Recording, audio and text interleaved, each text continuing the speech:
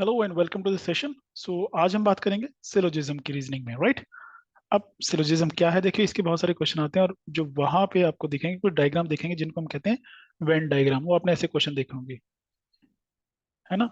एक ऐसे डायग्राम है और एक ऐसे डायग्राम है और एक यहाँ पे ऐसे डायग्राम है, और ये तीनों अलग अलग चीजों को रिप्रेजेंट कर रहे होते हैं। यहाँ पे दोनों चीजें अलग अलग चीजों को रिप्रेजेंट कर रही है ना, कि मेल फीमेल और डॉक्टर, कुछ ऐसा है।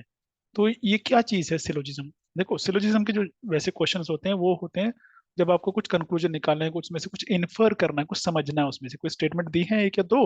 अब आप उसमें से क्या समझे उन दोनों स्टेटमेंट में से, चाहे वो एक्चुअल में होती है या नहीं होती, लॉजिकल होती है कि नहीं होती। जैसे ऑल मैन आर बिल्डिंग्स और बिल्डिंग्स आर स्काई। अब ये स्टेटमेंट है पर ऐसा तो एक्चुअल में तो नहीं है ना। All men are buildings, all men are dog, शायद ऐसा हो सकता है, बट प्रैक्टिकली ऐसा पॉसिबल नहीं है, राइट। बट यहाँ पे है तो आप जो भी दो स्टेटमेंट्स दिए उसे लॉजिकल कंक्लूजन, उसे क्या इन्फर करोगे, ये सिलोजिज्म का मतलब है। यहाँ पे यही किया जाता है, राइट। तो लॉजिकल आर्गुमेंट ऑफ स्टेटमेंट्स होंगे जिसको आप डिड्यूस करोगे अपना लॉजिक लगा के और एक कंक्लूजन पे पहुंचोगे। यही ज्यादा क्वेश्चन आने वाले हैं। अब यहाँ पे हम क्या करते हैं, जो मैंने बताया, वेन डायग्राम को यूज करते हैं इन चीजों को समझने के लिए, इन क्वेश्चन को करने के लिए, क्योंकि स्टेटमेंट पढ़ के ये करना मुश्किल हो जाता है। अब यहाँ पे दो केस हैं, केस नंबर 1 और केस नंबर 2। दो डायग्राम है तो दोनों अलग अलग केस हम ले लेते हैं, राइट। हाँ, इसको ऊपर कर दे ताकि हम इसको रीड कर सकें क्या लिखा है। अब फर्स्ट केस ये है, यहाँ पे क्या एक स्टेटमेंट है, all women are smart. All women are smart. अब यहाँ पे जो रेड कलर का ये सर्कल है, ये रिप्रेजेंट कर रहा है विमेन को। जब ये कह रहा है ऑल विमेन स्मार्ट, तो ऑल मतलब ये सारी, तो स्मार्ट जो है इसे ऊपर आ गया कि ये विमेन है, तो ये सारी क्या होगी, स्मार्ट होगी। तो स्मार्ट के अंदर विमेन है, राइट। तो सारी विमेन स्मार्ट है, बाकी कौन स्मार्ट है वो पता नहीं, पर जो विमेन है वो स्मार्ट है, क्योंकि बाकी यहाँ गैप दिख रहा है आपको। यहाँ पे येलो कलर दिख रहा है, एक तो ये हो गया। उसके बाद जो मेजर स्टेटमेंट है, अब मान लीजिए एक है, अमांदा इज ए विमेन। अब अमांदा एक विमेन है, अमांदा विमेन है तो मीन्स ऑल अमांदाज आर विमेन, ऐसे कह सकते हैं। तो अमांदा एक विमेन है तो वो विमेन के अंदर एक सर्कल छोटा सा लगा दिया। तो ये हमने क्या रिप्रेजेंट किया, स्टेटमेंट्स को किया, है ना। तो जैसे जैसे स्टेटमेंट है वैसे वैसे हम रिप्रेजेंट करते जा रहे हैं। अगर वो कहता है अमांदा इज ए मैन, तो फिर हम ना यहाँ पे करते ना यहाँ करते, फिर यहाँ पे भी कर सकते थे, हो सकता है यहाँ पे कर देते। क्यों? हो सकता है वो मैन हो और स्मार्ट भी हो, है ना। कि विमेन ही तो मैन है और स्मार्ट हो, तो इसलिए हमें ये यूज करना सीखना है इन डायग्राम्स को।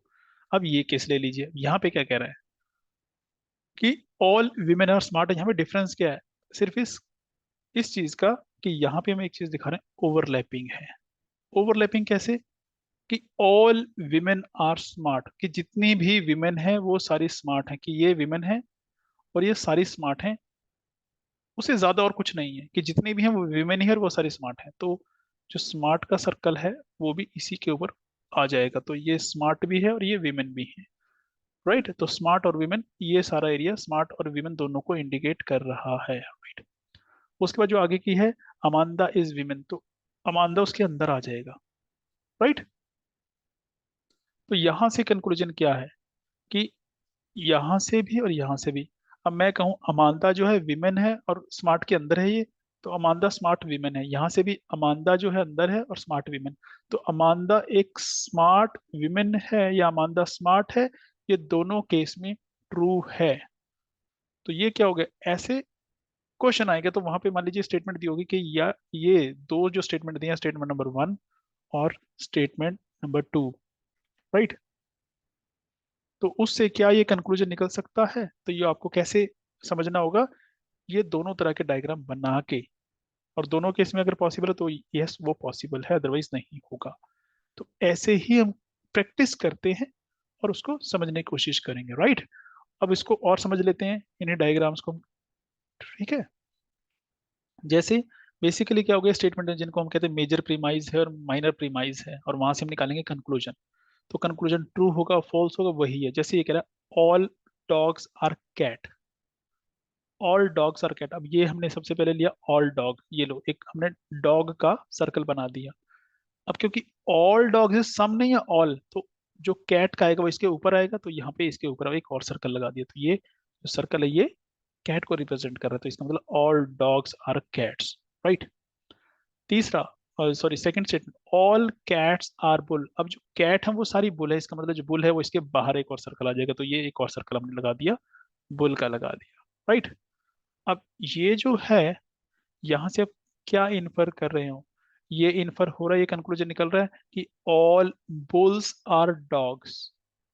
ऑल बुल्स आर डॉग्स में क्या होना चाहिए, जो ऑल बुल्स हैं उसके बाद डॉग आना चाहिए, पर एक्चुअल में हमारे पास क्या है, डॉग जो है वो अंदर है और बुल बाहर है, तो ये बुल है, ये कैट है, ये डॉग है। स्टेटमेंट है all bulls are dogs, no all तो नहीं है, क्योंकि ये एरिया बीच में खाली रह गया, ये डॉग ने, डॉग कितना है, सिर्फ ये बीच वाला एरिया।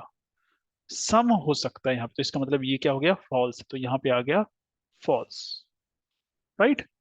तो ये स्टेटमेंट गलत हो जाएगा, ये कंक्लूजन गलत हो जाएगा। अब दूसरा देख लेते हैं। अब यही चीज है, ऑल डॉग्स आर कैट और ऑल कैट्स आर बुल्स, तो ये इस डायग्राम को स्टडी कीजिए, केस वन को। ऑल डॉग्स आर बुल्स, अब डॉग क्या है, ये अंदर डॉग है, अब ये जो है सारे के सारे बुल के अंदर आ रहे हैं, तो yes all dogs are bull, ये बिल्कुल ठीक यहाँ से हमें समझ में आ रहा है, राइट। तो इसका मतलब ये क्या हो जाएगा, ये ट्रू है, ये करेक्ट है, इनकरेक्ट नहीं है, राइट। तो हुआ क्या, दो कंक्लूजन की बात की, एक कंक्लूजन गलत है और एक कंक्लूजन सही है, बस ये हमें समझना है। कैसे समझेंगे, इस वेन डायग्राम की मदद से, वेन डायग्राम को समझना हमें सीखना है, राइट। अब यहाँ पे और प्रैक्टिस कर लेते हैं। अब कैसे कैसे हो सकता है, देखिए अब दो चीज हैं, थीफ और एक रॉबर। अब थीफ एक अलग है और रॉबर एक अलग है, ये टी है और ये एक आर है, दो आपने सर्कल बना दिए, बट हमने यहाँ पे क्या किया, इसको ओवरलैप करता हुआ बना दिया कि थीफ और ये रॉबर। ऐसा क्यों है, क्योंकि ऐसा भी हो सकता है जो कुछ थीफ हो वो रॉबर भी हो, तो ये जो बीच का एरिया जो ओवरलैपिंग एरिया है यहाँ पे, दिस ग्रीन वाला, this is representing people who are thief as well as robbers, ठीक है। बेसिकली हम कर क्या रहे हैं, हम ये देख रहे हैं कि जो यहाँ पे एट्रीब्यूट्स दिए होंगे, दो तीन चार जितने भी होंगे, उनका आपस में लिंक क्या है और उनको हम कैसे रिप्रेजेंट कर सकते हैं उनके लिंक के बेसिस पे। जैसे अब इसमें देखते हैं, विमेन, मदर और इंजीनियर। विमेन और मदर तो बिल्कुल जुड़ा हुआ है, कि जितनी भी मदर हैं वो सारी विमेन ही होंगी, ये इन दोनों को हम ऐसे मान सकते हैं। तो इसका मतलब विमेन अंदर आएगा कि ये women, all women are mother, तो बाहर आ जाएगा मदर, ये तो आप मानेंगे मानेंगे, ये तो दोनों का लिंक बन के हमने एक बना दिया, और यहाँ पे ये रिप्रेजेंट किया गया, दिस इज जो है मदर, ये वाला, और ये क्या है, ये विमेन है, राइट। येलो वाला विमेन है, रेड वाला मदर है। अब आगे क्या करें, इंजीनियर्स। अब इंजीनियर को इससे लिंक करें, अब देखो यहाँ पे एक है, अब इंजीनियर का बाहर भी लगा सकते हैं कि इंजीनियर तो अलग चीज है, पर ये किसने कह दिया इंजीनियर विमेन नहीं हो सकती, इसका मतलब विमेन भी हो सकती है, मैन भी, तो इसका मतलब वो विमेन को भी ओवरलैप करना चाहिए। अब यहाँ पे एक चीज, अब ये आपने बना दिया इंजीनियर का, राइट। यहाँ पे ये हमने ग्रीन से किया इंजीनियर का, अब ये देखिए किसको ओवरलैप कर रहा है, अब ये इंडिकेट कर रहा है जो ओवरलैप नहीं कर रहा है, इसका मतलब ये वो लोग हैं इंजीनियर जो विमेन नहीं है, और जो इसके अंदर आ गया और उसमें दो है, एक तो वो अंदर वाला और एक वो जो ये येलो वाला पार्ट है। अब इसका मतलब क्या है, अगर मैं सिर्फ इसको लूँ, इस वाले पार्ट को, तो ये कहता है वो मदर्स जो क्या है, ये जो वो विमेन जो इंजीनियर हैं, वो विमेन। अगर इसको भी ले लूं, इस सारे को, यानी कि येलो रेड को ऐड कर दूं, तो ये क्या हो जाएगा, वो सारी विमेन जो मदर भी हैं और इंजीनियर भी हैं, ये उसको इंडिकेट करेगा। अब इसी के बेसिस पे सवाल आएंगे, तो हमें बस ये बनाना आना चाहिए और कुछ नहीं है यहाँ पे। अब इसमें देख लीजिए, इसकी जो डायग्राम बना है वो बहुत इजी बना है। कैसे, अब इसको लिंक हम समझेंगे। यहाँ की लिखा है बैंगलोर, ये लिखा है इंडिया, ये लिखा है एशिया और ये लिखा है कर्नाटका। इसमें लिंक क्या है, एशिया सबसे बड़ा है, उसके अंदर एशिया कॉन्टिनेंट जिसके अंदर एक कंट्री है, और कंट्री के अंदर बैंगलोर नहीं, कंट्री के अंदर एक स्टेट है कर्नाटक, और कर्नाटक के अंदर बेंगलोर है, इसका मतलब जो बेंगलोर है वो सबसे अंदर आएगा। बेंगलोर वो किस में है? वो उसके अंदर एक सर्कल के जो कि रिप्रेजेंट करेगा कर्नाटक को। कर्नाटक इसमें है, इंडिया में है, ये इंडिया को रिप्रेजेंट करेगा। और ये इंडिया किस में है? एशिया को रिप्रेजेंट करेगा। तो ये इस तरह से जो कंसेंट्रिक सर्कल्स हैं हमारे, उस शेप में हमारा क्या बन गया? वेन डायग्राम बन गया। तो वेन डायग्राम को आप क्या कर लोगे? आप इसको जल्दी से देख के समझ सकते हो और आंसर निकाल सकते हो, राइट? तो इस तरह से हम इसको करने की कोशिश करेंगे। चलिए एक एग्जांपल देखते हैं। This is the very first example we have. अब यहाँ पे दो स्टेटमेंट है, मेजर और माइनर प्रीमाइज है, यानी कि दो स्टेटमेंट है जहां से आपको क्या करना है? कंक्लूजन निकालना है। फिर वो बताना कंक्लूजन सही है या गलत है। चलिए अब ये क्या, all actors are right handed, कि जितने एक्टर हैं वो राइट हैंडेड है। इसका मतलब सबसे अंदर आएगा एक्टर और उसके बाहर आएगा राइट हैंडेड। ये लो, राइट। दूसरा, all right handed are artist. अब जितने ये राइट हैंडेड है, अब इसको कवर करेगा क्या? आर्टिस्ट वाला सर्कल। तो ये बन गया। बट इसमें ऐसे भी तो हो सकता है कि जितने एक्टर हैं वो सारे के सारे राइट हैंडेड हैं और उतने ही हैं और कोई है नहीं। तो यानी कि सर्कल, अगर ये मैं कहूँ एक्टर, तो यहीं पे आ जाएगा राइट हैंडेड। और जितने राइट हैंडेड है वो आर्टिस्ट है, तो वो सारे बराबर ही हैं। कि एक्टर और राइट हैंडेड और आर्टिस्ट सब बराबर हों, तो फिर ये वाला आ जाएगा। और फर्क क्या है? ये ओवरलैप कर रहा है, ये ओवरलैप नहीं कर रहा है। दोनों सेम चीजों को, इन दोनों स्टेटमेंट को रिप्रेजेंट कर रहे हैं, दोनों वाइट डायग्राम। चलिए अब इन दोनों में से हमें क्या निकालना है? Some artist are actors. Some artist are actors. अब ये आर्टिस्ट सारे हैं जिनमें से कुछ यहाँ पे छोटा सा पार्ट एक्टर का है, तो ये स्टेटमेंट यहाँ पे तो ठीक लग रही है। यहाँ पे देखिए, अगर मैं इस पे जाऊं तो यहाँ क्या कह रहा है ये? Some artist are actors. No, यहाँ पे तो सब बराबर हैं, तो सम नहीं होंगे, सारे के सारे ही होंगे। सम आर्टिस्ट नहीं, ऑल। तो इसका मतलब यहाँ पे वो स्टेटमेंट गलत है, यहाँ पे वो सही है। तो इसके मुताबिक गलत है, तो इसका मतलब क्या हो जाएगा? ये कंक्लूजन सही नहीं है, इनकरेक्ट है। तो हम कर क्या रहे हैं? दोनों डायग्राम के अकॉर्डिंग इसको चेक कर रहे हैं कि दोनों डायग्राम के अकॉर्डिंग हमारे दोनों स्टेटमेंट सही हैं, और उसके अकॉर्डिंग तीसरी स्टेटमेंट उनसे कंक्लूजन निकलती है कि नहीं निकलती है। सेकेंड डायग्राम से, केस टू से जो हमारा कंक्लूजन है वो नहीं बनता है, तो इसलिए ये इनकरेक्ट है। ये है नेक्स्ट क्वेश्चन। अब नेक्स्ट क्वेश्चन में देखिए, सिंपल है एक्चुअली, ये बहुत आसान है। अगर एक बार आपको समझ आ गई, ट्रिक आ गई, तो कुछ नहीं है ये, अदरवाइज बहुत मुश्किल लगते हैं। No pencil is cloth. अब एक था ऑल, अब यहाँ नो पेंसिल है, इसका मतलब पेंसिल अलग चीज है, क्लोथ अलग चीज है। आपस में कोई लिंकिंग नहीं हो रही है। नो पेंसिल इज क्लोथ, तो यानी कि पेंसिल अलग चीज है, क्लोथ अलग चीज। Simple. No sweaters are pencils, और ये तीसरा चीज अलग आ गई कि स्वेटर अलग है। ये लीजिए स्वेटर। एक तो ये बन सकता है, बिल्कुल बन सकता है। उसके अलावा यहाँ से कुछ और डायग्राम भी बन सकते हैं इसी केस से। यस, कैसे? कि हो सकता है जो पेंसिल उसमें से कुछ जो हो, पेंसिल कुछ क्लोथ हैं, और जो क्लोथ हैं वो उसमें से कुछ स्वेटर हों। तो ऐसे भी ओवरलैप भी कर सकता है, थोड़ा सा पॉसिबल है ना? या अगर ये अलग अलग रखेंगे थोड़ा सा टच, तो यहाँ पे ओवरलैप कर सकता है। अब तीसरा और क्या केस बन सकता है? कि पेंसिल है, नो पेंसिल इज क्लोथ, तो पेंसिल यहाँ पे, क्लोथ यहाँ पे। जैसे यहाँ पे है, यहाँ पे है, इन तीनों में ये तो चीज सेम ही रही। आगे कह रहा है नो स्वेटर्स आर पेंसिल। अब स्वेटर क्लोथ तो हो सकता है ना, तो दोनों को मैंने कॉमन कर दिया। यहाँ पे अलग भी हो सकता था क्लोथ और स्वेटर, यहाँ पे ओवरलैप भी कर सकते हैं, और सारे भी हो सकते हैं। तो तीनों केस हमने ले लिए क्लोथ और स्वेटर के। पेंसिल तो अलग ही है। अब ये क्या कह रहा है? अभी देखो कहाँ निकलता है, ऑल स्वेटर्स आर क्लोथ। अब जो ऑल स्वेटर्स आर क्लोथ है ना, वो सिर्फ तीसरे में है, और तो कहीं नहीं है। यहाँ पे भी नहीं बनता, यहाँ पे भी नहीं बनता। तो इसका मतलब क्या हुआ? कंक्लूजन सिर्फ एक जगह बन रहा है आपका, दो में नहीं बन रहा, तो ये क्या है? कंक्लूजन आपका गलत है। तो इनकरेक्ट कंक्लूजन। तीनों में बनता तो हम कहते, अब सिर्फ एक में बनना, दो में नहीं बन रहा, तो हम इसको करेक्ट नहीं लेंगे। राइट। चलिए थर्ड क्वेश्चन। थर्ड क्वेश्चन क्या कहता है? दो स्टेटमेंट्स है, मेजर और माइनर प्रीमाइज। ये कहता है all engineers are innovative. Statement नहीं है ये, मैथ की तरह करो इसको। तो ये हो गया इंजीनियर, और ये हो गया innovative. All students are engineers. All student यानी कि जो, ऐसे ले लो, all student engineers and all engineers innovative, तो स्टूडेंट इसके अंदर आ जाएगा। ये लो, तो हमने तीन सर्कल ले लिए कंसेंट्रिक सर्कल, सबसे अंदर स्टूडेंट, फिर इंजीनियर्स और ये इनोवेटिव।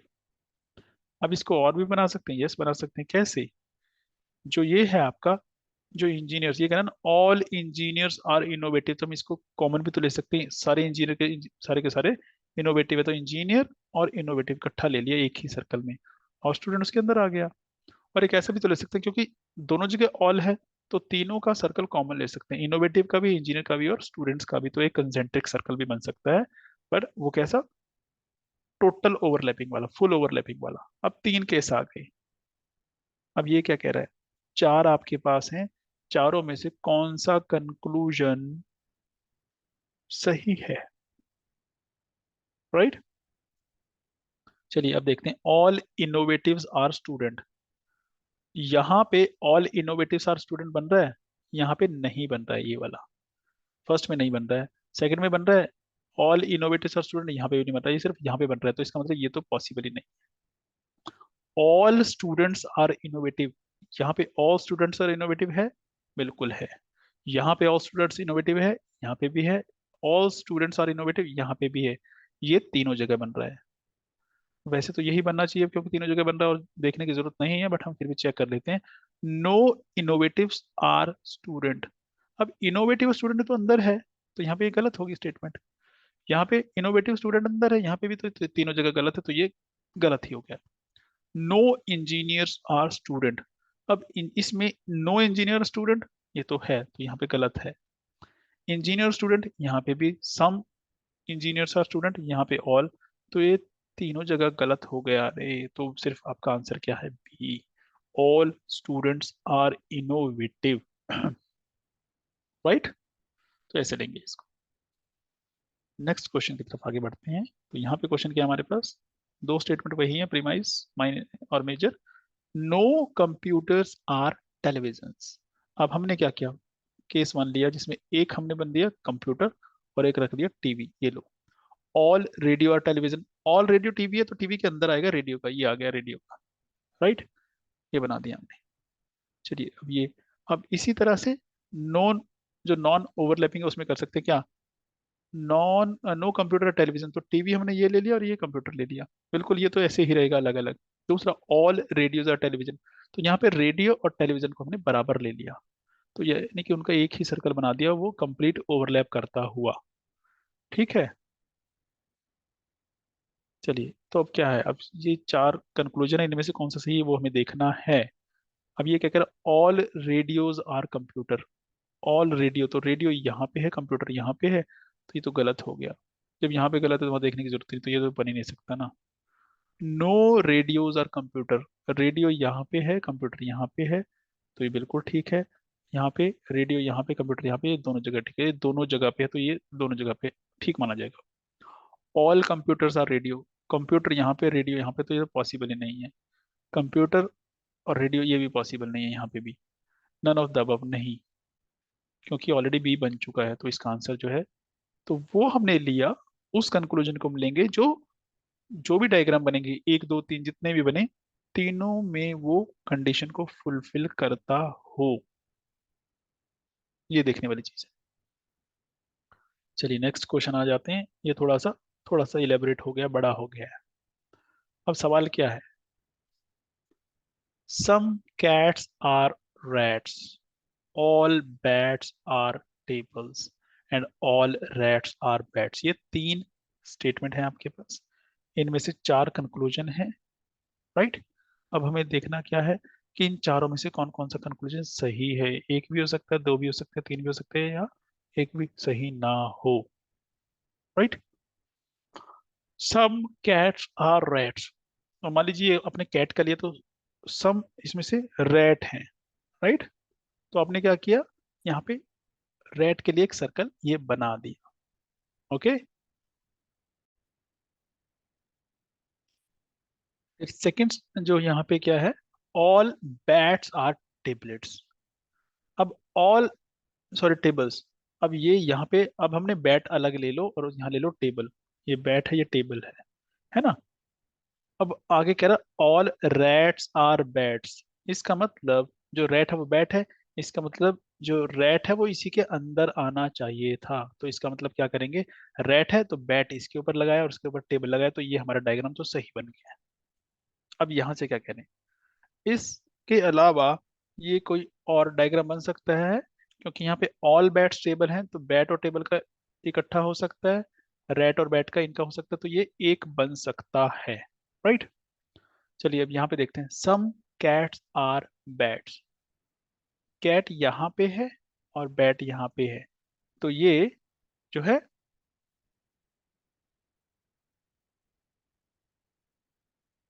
ये हो गया है ना। दूसरा all bats are red, all bat कहाँ पे है और रेड, सम तो है रेड बैट के, ऑल नहीं है, तो ये गलत हो गया आपका सेकंड वाला।